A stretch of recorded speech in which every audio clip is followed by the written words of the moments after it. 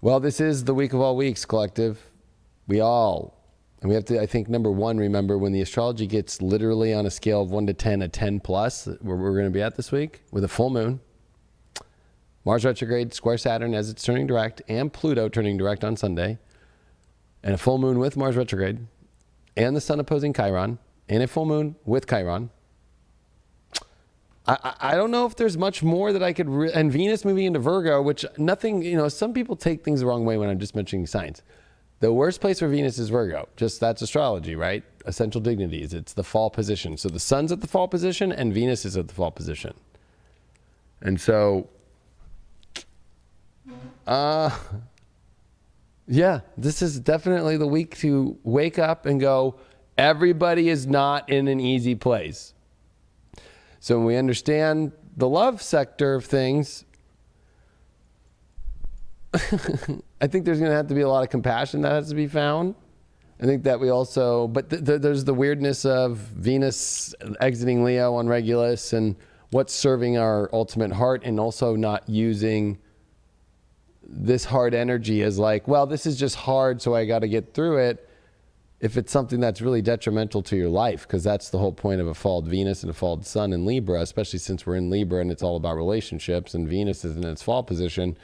Where are the relationships that are just falling, that we have to allow them to fall off of, and that's why Foreigner, Cold as Ice, I think is a great song to listen to, because there is a little bit of that involved with Saturn and Pluto direct in Capricorn, which are teaching us the two bad boys that, that run around with corn pop. Bad boys for Jupiter. life. I think that Jupiter is corn pop, and I think that's a secret. I'm going to say Jupiter's corn pop, and the two bad boys are Saturn and Pluto, and they're coming direct. So we have to learn Capricorn. We have to make choices that are hard for our betterment in our life, and we have to disconnect from the emotional world. This is not going to be an easy emotional week with a full moon in Aries with Mars retrograde and especially Chiron in Aries. So we also have Mercury in Scorpio, which is getting ready for its oppositions to Uranus. Where remember, Mercury is going to be stationing coming up here as we get into next week, because on October the 13th, we're going to see Mercury retrograde in Scorpio. So we're also moving into October this week, which is kind of ironic in the whole mix of things. But with Mercury and Scorpio, we're going to have really hard and deep conversations. And with the opposition to Uranus and Taurus that's starting to begin, that we're going to see multiple times. And Uranus is not at 10 degrees anymore. It went backwards to 9. So it's back to the first decan. So this is bringing up really intense, basic stuff that needs to revolutionize in a betterment of our life and the quality. And then there's that opposition to Mercury. And Mercury and Uranus are the higher, version of Mercury is Uranus. So it's our lower and our higher minds really going at it. There's a lot of tension this week, a lot of frustration to get through. But resistance, is it worth it or is it not? That's going to be the question that you're going to have to answer yourself from your own guidance of your heart, and if it's meant for your reality and it's healthy for your reality or not. Let's take a look at the card and see what's going on. First card that we got for this week is the Seven of Wands reversed. Ooh, the card where we do stand and fight for what we want, no matter what, or anything coming at us, and having a high position. But this is showing if we're not going to fight for it that strong, or if somebody's not going to fight for us that strong, that's a pretty clear signal. We're going to get some deeper insight on this. What's the challenge that we got here? We got the Sun card reversed. Not a lot of, if something is not resonating with your soul, or that just something's also trying to change your consciousness, or you're in an unconscious place and you're fighting for something that's really not in clarity, it's kind of a losing hand if you are. The overall card that we got is the Judgment reversed. Wow. One, I think that we got to stay away from judgments, but the Judgment reversed at the same time, though, in love, could mean that there's no higher calling. Like, is this really taking me to a higher calling in my life? So I think overall, that's the question. Is this taking me to a higher calling that's divine, or is it just kind of I'm fighting for something that's kind of extremely upside down for my soul's truth. The shadow card that we got for that challenge is the today for tomorrow. So the shadow is, if it's upside down today and you stay in it, it'll be upside down tomorrow. There is no changing it. That's the shadow.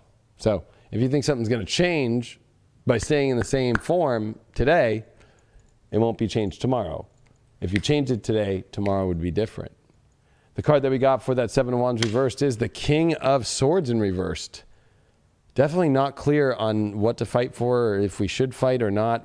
This is very weak confidence in the mind and surety in a lot of the collective with their romantic position. There's a lot of questions that feel from a more weaker point, not a strong point. And our overall card with the Wheel of Fortune reversed. The Judgment card reversed. Well, folks, this is looking like a pretty gnar week here of not, anything that really is not.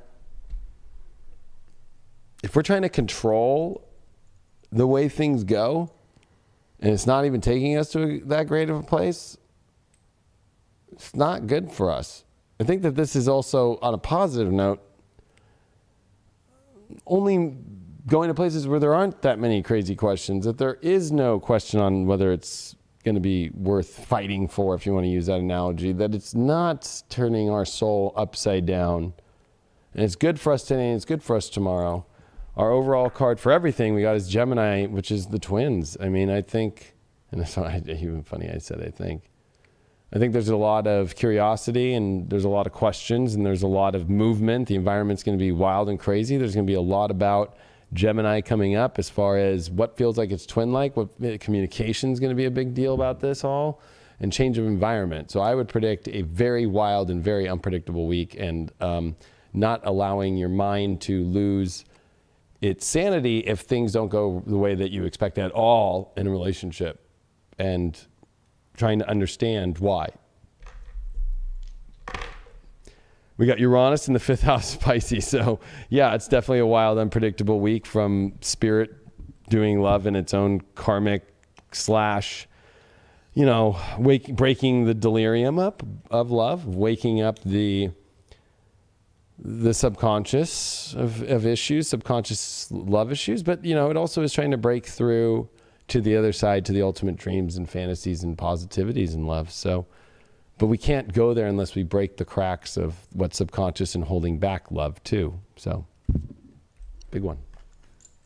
Right, it's almost kind of like maybe you're running away from the troubles too, instead of standing up and facing those fears. You might think that you have a lack of power, you don't have enough energy, you don't have enough will to get done, to face those fears, to face those tough decisions and those tough conversations. But you do have that power, and you have to realize that it's inside of you, and you can't look on the outside world to actually tap into that self-power. It's within inside yourself. So once you acknowledge that, make the decisions about the conversations that you need to have. Make the decisions about the people in your life. And if the relationships that you're in are actually going to be healthy ones in the long run, but you have to believe that you have the power to make those tough decisions. You can't just turn your back and put it off till tomorrow. That is the conversations that need to be had today. I think I agree with that a lot. I think that, but even when you have those combos, it's going to bring up, getting to the bottom of the issue, like why don't you want to fight for it, or why are you trying to back away, and trying to see what the subconscious is there, and getting to the truth of the matter, I think, is the big deal here. 100.